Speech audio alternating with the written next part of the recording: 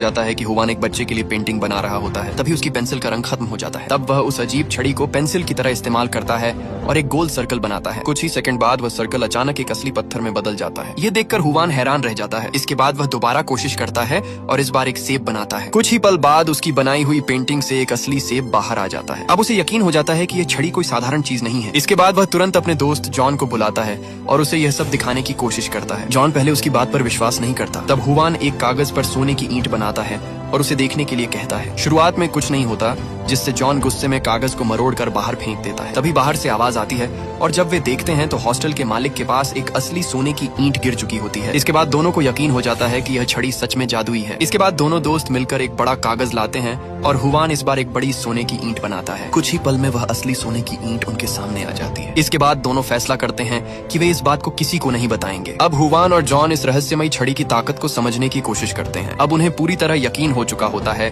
कि यह कोई साधारण चीज नहीं है, बल्कि इससे जो भी बनाया जाता है वह असल दुनिया में आ जाता है। इसके बाद दोनों दोस्त फैसला करते हैं कि वे इस ताकत का इस्तेमाल करके पैसे कमाएंगे, लेकिन इस बात को पूरी दुनिया से छुपा कर रखेंगे, क्योंकि अगर किसी को इस राज का पता चल गया तो उनके लिए खतरा पैदा हो सकता है। इसी दौरान जॉन मजाक में एक कागज पर 200 मिलियन लिख देता है, लेकिन जब वह असल में प्रकट होता है तो वह असली पैसा नहीं बल्कि एक बेकार प्लास्टिक जैसी चीज निकलती है जिसकी कोई कीमत नहीं होती। इससे उन्हें समझ में आता है कि हर चीज को सही तरीके से और विस्तार में बनाना जरूरी है। इसके बाद हुवान खुद कोशिश करता है। वह कागज पर विस्तार से नोटों का ढेर बनाता है और इस बार कुछ ही पल में उनके कमरे में असली पैसों का बड़ा ढेर भर जाता है। अब दोनों को समझ में आ जाता है कि सही तरीके से बनाई गई चीजें ही असली रूप में सामने आती हैं। अब उनकी जिंदगी तेजी से बदलने लगती है। वे महंगे कपड़े खरीदते हैं, अलग अलग ब्रांड्स पहनते हैं और अपनी लाइफस्टाइल पूरी तरह बदल देते हैं। फिर वे महंगी गाड़ियां खरीदते हैं और जो गाड़ियां बाजार में नहीं मिलती उन्हें खुद बनाकर इस्तेमाल करते हैं। इसके बाद हुवान हॉस्टल के मालिक के सामने खड़ा होकर कहता है कि वह वहां रहने वाले सभी पेंटर्स का किराया अगले 100 सालों के लिए पहले ही चुका देता है। ये सुनकर वहां मौजूद सभी लोग खुश हो जाते हैं और उसकी तारीफ करने लगते हैं। अब हुवान एक बड़ा बिलबोर्ड लगवाता है